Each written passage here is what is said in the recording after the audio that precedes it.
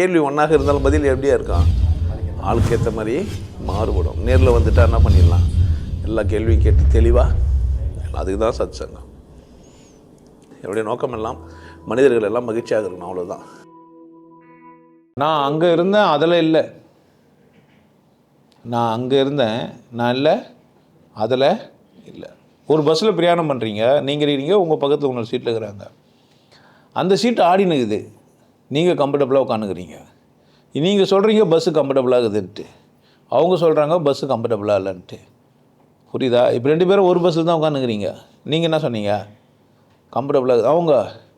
அவங்க கம்ஃபர்டபுளாக சொல்கிறதுக்கு காரணம் கரெக்டாக தான் இருக்குது.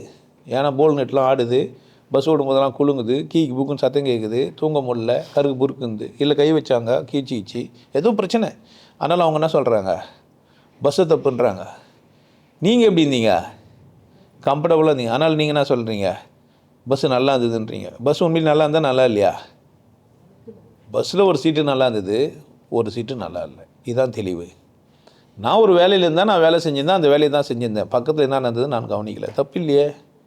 ஏன் நான் என் வேலையில் கவனமாக செய்யும்போது இன்னொரு வேலையை கவனிக்க வேண்டிய அவசியம் எனக்கு இல்லை.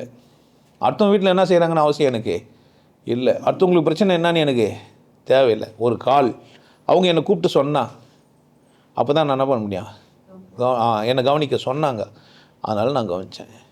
நீங்கள் எல்லோரையும் கவனிக்க ஆரம்பித்தா நீங்கள் உங்களே எப்போ கவனிப்பீங்க? இப்படி கிடையாது. உங்களை தான் நீங்கள் கவனிக்கணும், உங்களது தான் சரி.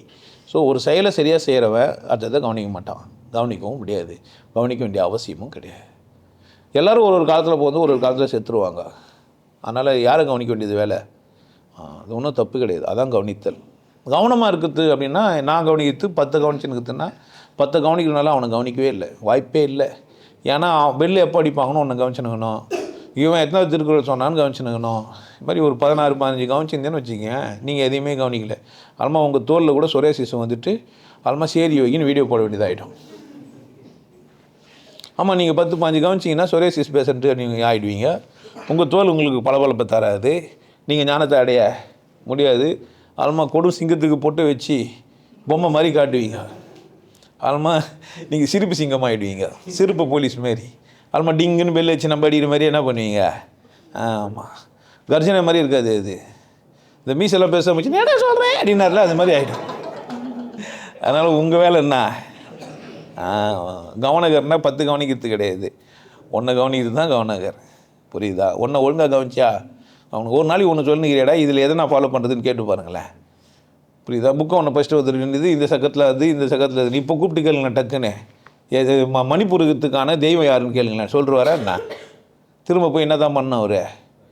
புக்கை பிரிச்சியே சொல்லினேங்கணும். அப்போ புக்கு தந்து பார்த்துக்கிட்டு போய் தான் ஞானம், என்னத்தை கவனிக்கல அவர்?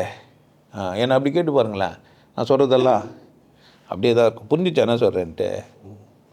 அப்போ எதை கவனிக்கணும் நான்? சொல்லுவேன் கிராமத்துலாம் சொல்லுவாங்க ஊசூத்த கவுடான்னு. இதெல்லாம் என்ன இருக்குது, அசிங்கமாகிற மாதிரி இருக்குது இல்லை உங்களுக்கு? அப்படி கிடையாது. இது யாரை கவனினது தான்? பேண்ட் சுத்த கவுத்திறது எனக்கு வந்து சொல்லிட்டாருன்னுவான்.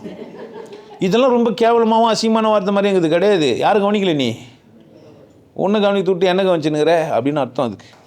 புரியுதா என்ன சொல்கிறேன்? யாரை கவனிக்க வந்தீங்க நீங்கள்? யாரை கவனிக்கணும் நீங்கள்? கவனிச்சிங்களா? அதான் முக்கியம். நான் என் வேலையை பார்த்துட்டு வந்தேன். நான் ஆஃபீஸுக்கு போனேன், என் வேலையை பார்த்தேன். என்னுடைய வேலை 10 பேர் வேலை செய்கிறாங்களான்னு பார்க்குதுன்னா 10 பேர் கவனிக்கணும், அதான் உங்கள் வேலை. ஒரு ஃபேக்ட்ரி கவனிக்கிறதுக்கு நீங்கள் மேனேஜர் இருக்கிறீங்கன்னா நான் என்ன தான் கவனிப்பேன், ஃபேக்ட்ரி கவனிக்க பண்ணலாம். உங்கள் வேலையை என்ன தான்? 10 பேர் கவனிக்கிறது ஒரு வேலை என்ன பண்ணா கவனிக்கணும். நீ ஏன் அந்த மாதிரி வேலை செஞ்ச? கவனிக்க தான் உனக்கு வேலை. எல்லோரும் வேலை செஞ்சாங்களா இல்லையான்னு பார்க்கறது வேலையா, நீ வேலை செய்யறது வேலையா? இடம் பொருள் ஏவல் தான். நீங்கள் ரொம்ப தியாகசீலர் கையில் 2 வச்சுன்னு ஒன்று வாங்கினீங்கன்னா என்ன ஆகும்? அந்த வேலை உங்கள் வேலை இல்லை. எதுவுமே கையில் வச்சுக்காமல் அவன் கையில் என்ன வச்சுக்கிறான்னு பார்க்க தான் உங்கள் வேலை. நீங்கள் 2 கையில் வச்சுன்னு என்ன வச்சுக்கிறீங்கன்னு பார்த்தா என்ன ஆகும்? புரியுதா? உங்கள் வேலை என்னன்னு யார் கவனமாக இருக்குண்ணா? அந்த வேலை என்ன வேலை உங்களுக்கு? அதான் ஒரு பேச்சாளர் போனார், பேசினார், குதிரை இது மழை பெஞ்சது எல்லாம் ஓட்டானுங்க, அவர் மட்டும் தர ஆனால் பேசியிருந்தார். அந்த குதிரைக்காரங்கிட்ட கேட்டார் எப்படி இருந்தது பேச்சுன்னு. ஐயா சாமி நீங்கள் என்ன பேசுனீங்க எனக்கு தெரியாது, ஒரு குதிரை தான் என்ன பண்ணுவேன், நான் ஒரு புல்லு தான் போனேன், 100 குதிரை இருந்தால் என்ன நான் 100 குதிரை புல்ல ஒரு குதிரை போட மாட்டேன், ஒரு குதிரை புல்ல 100க்கு போடவே முடியாது.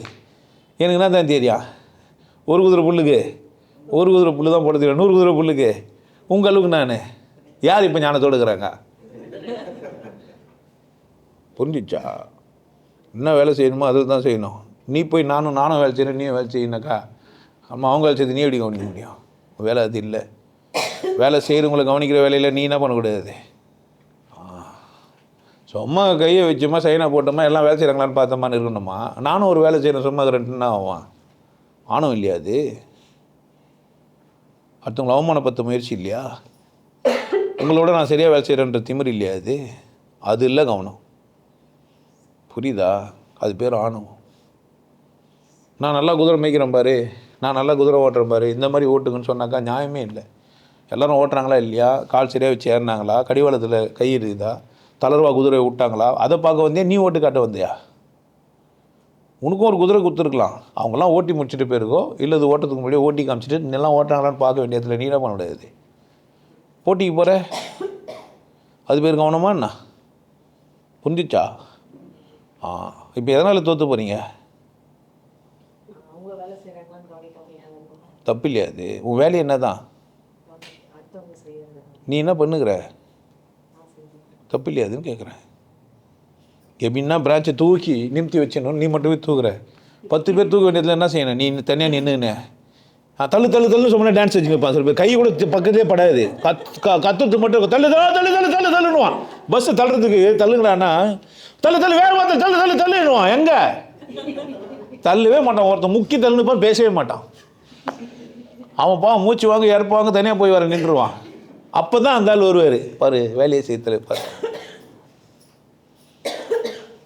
வந்துச்சா? உன் வேலை என்ன? அப்போ அந்த இடத்துல என்ன தான் பண்ணா? நீ வேலை செய்யும்போது என்ன பண்ணா? நீ வேலை செய்யறான்னு பார்க்கணும். அப்போ இடம்பொருள் கவனமாக இருக்கிறது எங்கே? பார்த்துக்கோங்க.